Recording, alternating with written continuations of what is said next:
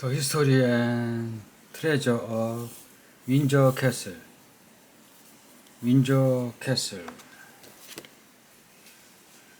The Tudor Henry VII, 1485, 1509, Henry VIII, 1509 to 1547, Edward VI, Mary I, Mary I, Elizabeth I, 1558 to 1603. The Tudors. When King Henry VII assumed the crown on the field of both wars, he inherited a castle whose domestic apartments were already somewhat antiquated, having been standing for well over a century, and whose principal chapel was under construction. He continued the building of the chapel and brought the domestic apartment up to date by using the only remaining vacant plot in the upper ward for a new building to house his queen, Elizabeth of York, and Dozery. The king's marriage to the Yorkist heritage had at last united the opposing factions of the Wars of the Rose. The grim conflict stemming from the fateful court of chivalry summoned by King Richard II in the quadrangle nearly a century earlier, in which most of the country's aristocracy had perished. The well-being of the new king's family was accordingly of cardinal dynastic importance, and he took steps to provide them with modern and well-appointed accommodation. Although the king was fated to suffer a premature death, giving birth to their seventh child, the dynasty which they founded lasted for over a century, and the Stuart dynasty, which succeeded in, was descended from their eldest daughter, Margaret. 3 years after the queen's death, King Henry entertained the young King Philip I of Castile and his queen Joanna at Windsor on their way from the Netherlands to take possession of their kingdom. The visiting sovereign was given lodging in her new building, and from its windows found himself regaled on several occasions with the gruesome spectacle of horse baiting, enacted for his diversion in the courtyard below. Also visible from its windows was a tennis court, in which he was invited to play while the middle-aged English king looked on. The chapel was finished by Henry's surviving son, King Henry VIII, who also contributed the present handsome gateway to the castle.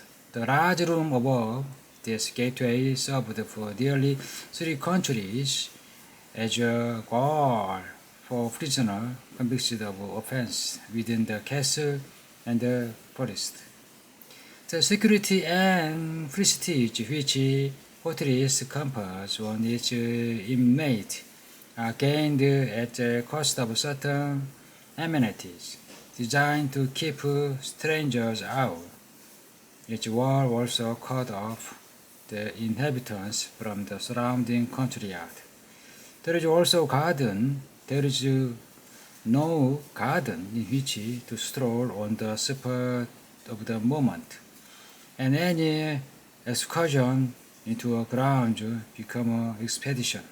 The sole link with the outside world is the heavily defended main gateway, sometimes, as at Windsor, supplemented by a smaller Postern Gate. Further breaches in the walls can only be made as the defensive needs of the castle grow less stringent. By the end of the Middle Ages, the military usefulness of a castle was in fact declining as the destructive power of the cannon increased, and in 1533, Henry VIII saw no reason against making a direct way from his private apartment on the north side of the castle to the little park by which it was surrounded. This involved a structural change which would never have been contemplated in the heyday of siege warfare. The wall of this side was virtually impregnable because it sprang directly from the top of the cliff on which it stood. The king now had a wooden platform of warp built along the cliff top on the foot of the wall, linked to his private apartment by an outside staircase and below. The building erected by King Henry VII as an addition to the private apartment of his Queen Elizabeth of York, 1497. The salon on the first floor now formed part of the Royal Library, from a drawing by F. Mackenzie.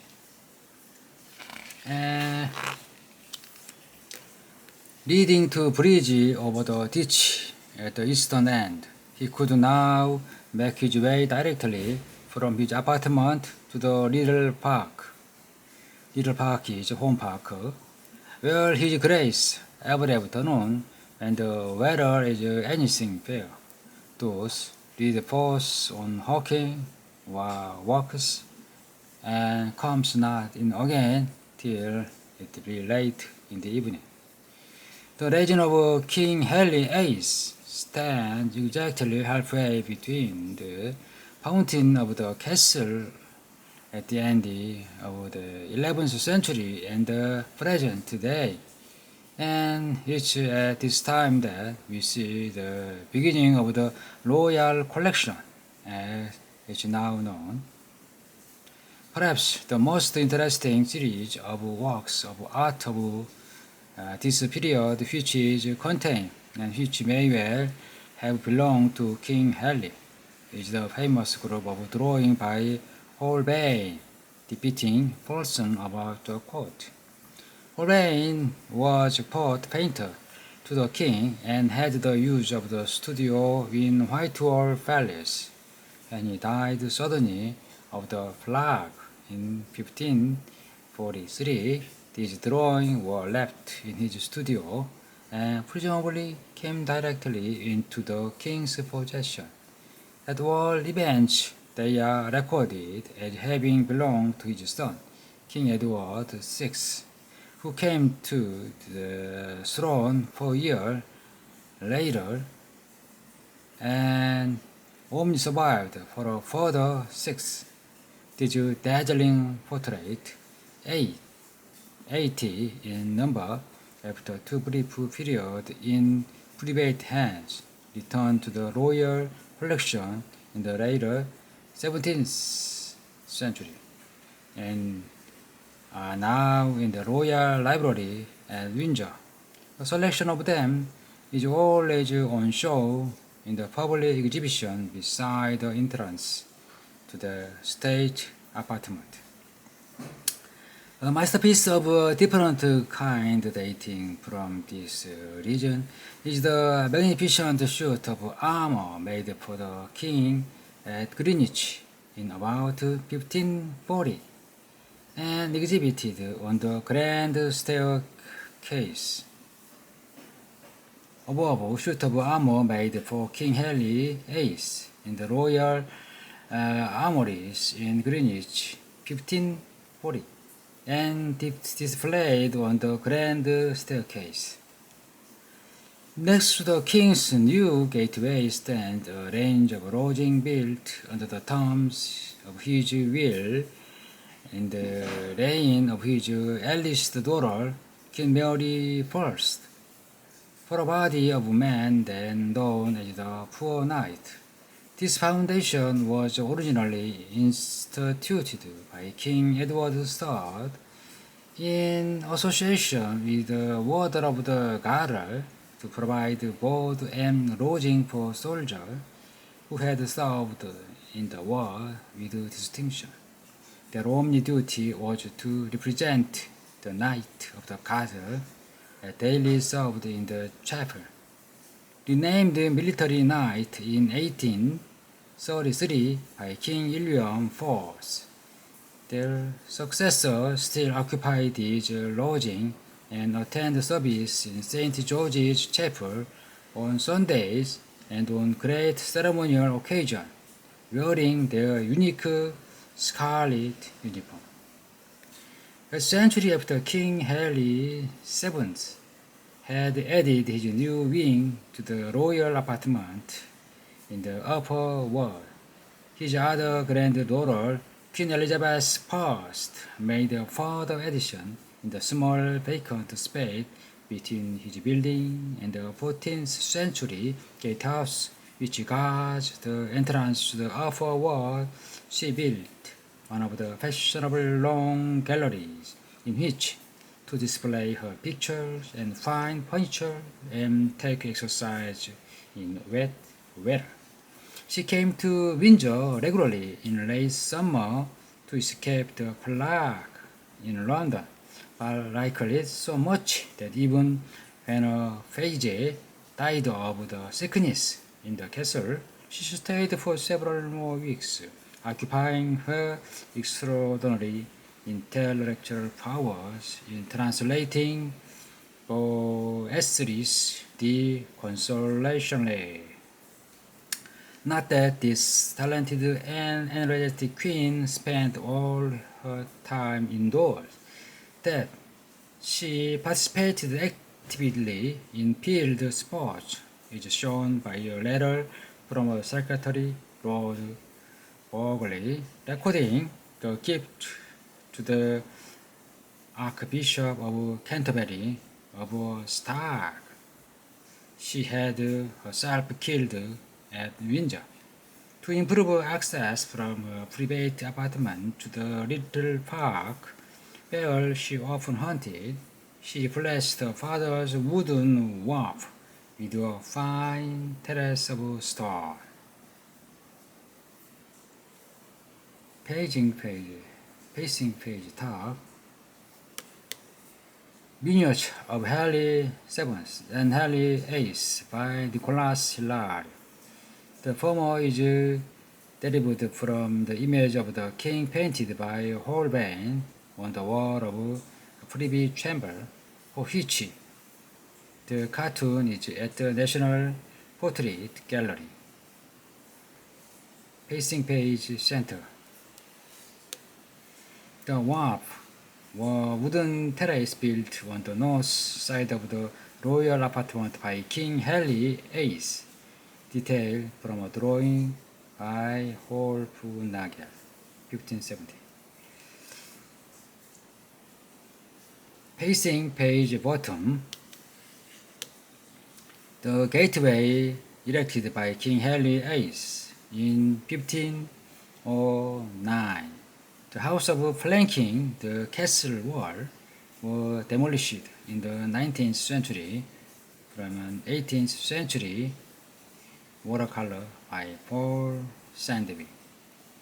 Meanwhile, the main royal apartment of King Edward III, now more than 2 centuries older, were basically unchanged. Life in these vast and rugged chambers must have been far from comfortable by the standards of today. The ceiling was usually coated with yellow oak, and reversing the color scheme of today, the bare stone walls covered with whitewash. Some warmth and color would be lent to the principal rooms by cloth of ara, tapestry. The floor covering in most rooms are rushed, to which new layers were added from time to time, while food and other detritus rotted underneath. It's not surprising that the court, living on this vast, deep litter system, found it necessary to move on to other houses at regular intervals, or that the medieval houses of the great were always built around the courtyard, where herbs were grown to sweeten the air.